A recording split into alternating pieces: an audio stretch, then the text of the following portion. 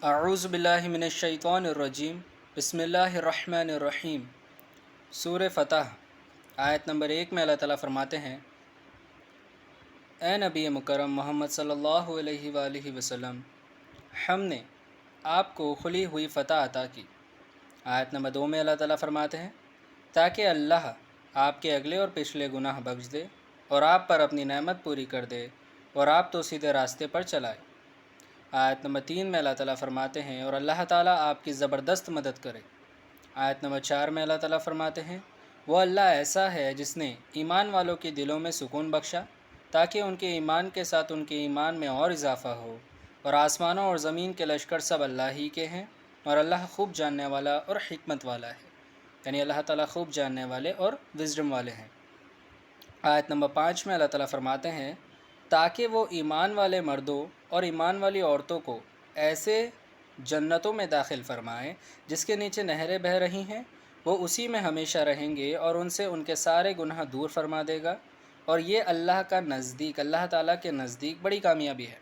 آیت نمبر 6 میں اللہ تعالیٰ فرماتے ہیں، تاکہ منافق مردوں، منافق عورتوں، مشرک مردوں اور مشرک عورتوں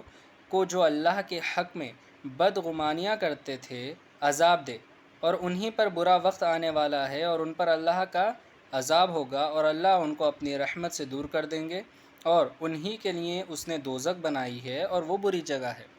آیت نمبر 7 میں اللہ تعالیٰ فرماتے ہیں، اور آسمانوں اور زمین کے لشکر سب اللہ تعالیٰ کے ہی ہیں، اور اللہ تعالیٰ زبردست وزڈم والے ہیں۔ آیت نمبر 8 میں اللہ تعالیٰ فرماتے ہیں، اے نبی مکرم محمد صلی اللہ علیہ وآلہ وسلم، ہم نے آپ کو گواہی دینے والا، خوشخبری دینے والا اور ڈرانے والا بنا کر بھیجا ہے۔ آیت نمبر 9 میں اللہ تعالیٰ فرماتے ہیں،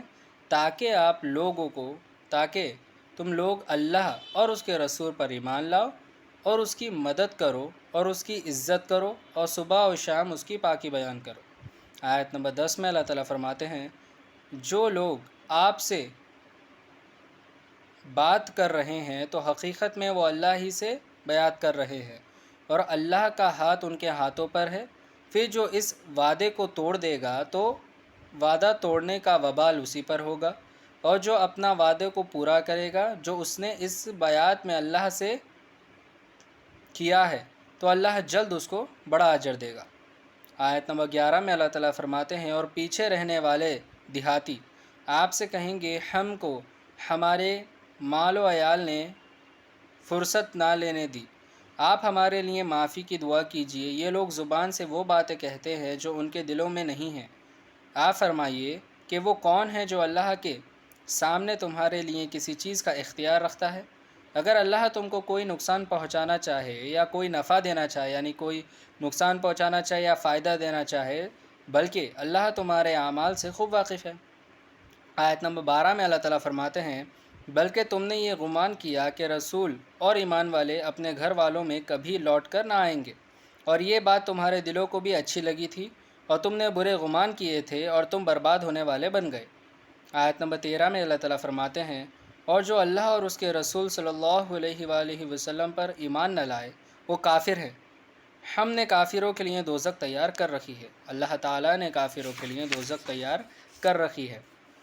آیت نمبر 14 میں اللہ تعالیٰ فرماتے ہیں، اور تمام آسمانوں اور زمین کی سلطنت اللہ ہی کی ہے، وہ جس کو چاہے بخش دے اور جس کو چاہے عذاب دے، اور اللہ بڑا بخشنے والا رحم والا ہے۔ آیت نمبر 15 میں اللہ تعالیٰ فرماتے ہیں، جو لوگ پیچھے رہ گئے تھے وہ عنقریب یعنی نیئر فیوچر کہیں گے، جب تم لوگ غنیمت لینے چلو گے کہ ہم کو اجازت دیجیے کہ ہم تمہارے ساتھ چلیں۔ وہ چاہتے ہیں کہ اللہ کے حکم کو بدل ڈالیں۔ اے نبی مکرم محمد صلی اللہ علیہ وآلہ وسلم، آپ فرما دیجئے، تم ہمارے ساتھ ہرگز نہیں چل سکتے، اللہ نے پہلے ہی سے یوں فرما دیا ہے۔ تو وہ کہیں گے، بلکہ تم ہم سے حسد کرتے ہو، بلکہ یہ لوگ خود بہت کم سمجھتے ہیں۔ آیت نمبر 16 میں اللہ تعالیٰ فرماتے ہیں، جو دیہاتی پیچھے رہ گئے تھے ان سے کہہ دیجئے کہ جلد ایک سخت جنگجو قوم سے لڑائی کے لیے تم بلائے جاؤ گے، ان سے تم جنگ کرتے رہو گے یا وہ موتی ہو جائیں گے۔ اگر تم حکم مانو گے تو اللہ تم کو اچھا بدلہ دے گا، اور اگر منہ پھیر لوگے جیسا پہلی بار کیا تھا تو وہ تم کو دردناک عذاب دے گا۔ آیت نمبر 17 میں اللہ تعالیٰ فرماتے ہیں، نہ تو اندھے پر گناہ ہے کہ جنگ میں پیچھے رہ جائے، اور نہ ہی لنگڑے پر گناہ ہے اور نہ بیمار پر گناہ ہے، اور جو لوگ اللہ اور اس کے رسول صلی اللہ علیہ وآلہ وسلم کی اطاعت کریں گے اللہ تعالیٰ اس کو جنت میں داخل کریں گے جن کے نیچے نہریں بہہ رہی ہیں، اور جو روح گردنی کرے گا تو اس کو دردناک عذاب دیں گے۔ آیت نمبر 18 میں اللہ تعالیٰ فرماتے ہیں، یقیناً اللہ ان اہل ایمان سے خوش ہوا جبکہ یہ لوگ درخت کے نیچے یعنی پیڑ کے نیچے آپ سے بیعت کر رہے تھے، اور جو صدق اور خلوص ان کے دلوں میں تھا وہ اس نے معلوم کر لیا تو اس نے ان کو سکون بخشا اور اس کو جلد فتح عطا کی۔ آیت نمبر 19 میں اللہ تعالیٰ فرماتے ہیں، اور بہت سی غنیمت جو انہوں نے حاصل کی، اور اللہ بڑا زبردست وزڈم والا ہے۔ آیت نمبر 20 میں اللہ تعالیٰ فرماتے ہیں، اللہ نے تم سے بہت سا مال غنیمت کا وعدہ فرمایا ہے جن کو تم لوگ تو فی الحال تم کو یہ دے دی، اور لوگوں کے ہاتھ تم سے روک دیے، اور تاکہ ایمان والوں کے لیے ایک نشانی ہو جائے اور تاکہ تم کو سیدھے راہ پر چلائے۔ آیت نمبر 21 میں اللہ تعالیٰ فرماتے ہیں، اور ایک فتح اور بھی جس پر تم قادر نہیں ہوئے اللہ تعالیٰ اس کو احاطے میں لیے ہوئے ہے، اور اللہ ہر چیز پر قدرت رکھتا ہے۔ آیت نمبر 22 میں اللہ تعالیٰ فرماتے ہیں، اور اگر تم سے یہ کافر لڑتے تو وہ پیٹ پھیر کر بھاگ جاتے، پھر نہ کسی کو دوست پاتے اور نہ مددگار۔ آیت نمبر 23 میں اللہ تعالیٰ فرماتے ہیں، اللہ کی یہ عادت ہے جو پہلے سے چلی آتی ہے، اور آپ اللہ کی عادت بدلتے نہیں دیکھیں گے۔ آیت نمبر 24 میں اللہ تعالیٰ فرماتے ہیں، اور وہی ہے جس نے ان کافروں کے ہاتھ تم سے اور تمہارے ہاتھ ان سے روک دیے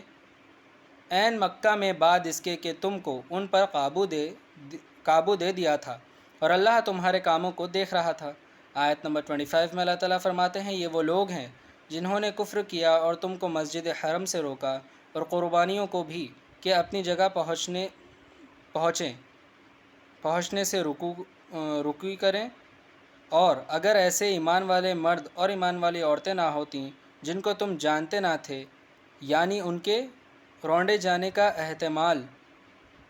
نہ ہوتا جس پر ان کی وجہ سے تم کو بھی بے خبری میں نقصان پہنچتا، تو سب معاملہ طے کر دیا جاتا، مگر ایسا نہ ہوا اس لیے کہ اللہ داخل کر دے اپنی رحمت میں جس کو چاہے۔ اگر یہ ہٹ گئے ہوتے تو جو ان میں کافر تھے ہم ان کو دردناک سزا دیتے۔ آیت نمبر 26 میں اللہ تعالیٰ فرماتے ہیں، جب ان کافروں نے اپنے دلوں میں ضد کی اور ضد بھی جہالیت کی تو اللہ نے اپنی طرف سے اپنے رسول اور ایمان والوں پر تسکین نازل فرمائی، اور ایمان والوں کو تقوی کی بات پر جمائے رکھا، اور وہ اس کے زیادہ حقدار اور اہل تھے، اور اللہ ہر چیز کا جاننے والا ہے۔ آیت نمبر 27 میں اللہ تعالیٰ فرماتے ہیں، بلا شبہ اللہ نے اپنے رسول کو سچا خواب دکھایا ہے جو بالکل واقعے کے مطابق ہے۔ تم لوگ انشاءاللہ مسجد حرم میں ضرور داخل ہوگے، امن و امان کے ساتھ اپنے سر منڈواؤ گے اور بال کٹواؤ گے، تم کو کسی قسم کا اندیشہ نہ ہوگا۔ وہ ان باتوں کو جانتے ہیں جن کو تم نہیں جانتے، اس لیے اس نے یہ قریبی فتح تم کو عطا کی۔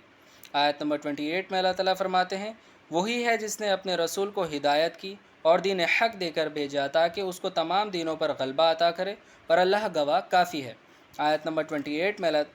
میں اللہ تعالیٰ فرماتے ہیں، اے نبی مکرم محمد صلی اللہ علیہ وآلہ وسلم اللہ کے رسول ہیں، اور جو لوگ ان کے ساتھ ہیں وہ کافروں پر بہت سخت ہیں اور آپس میں رحم دل۔ اے مطابق تو ان کو دیکھے گا تو ان کو رکوع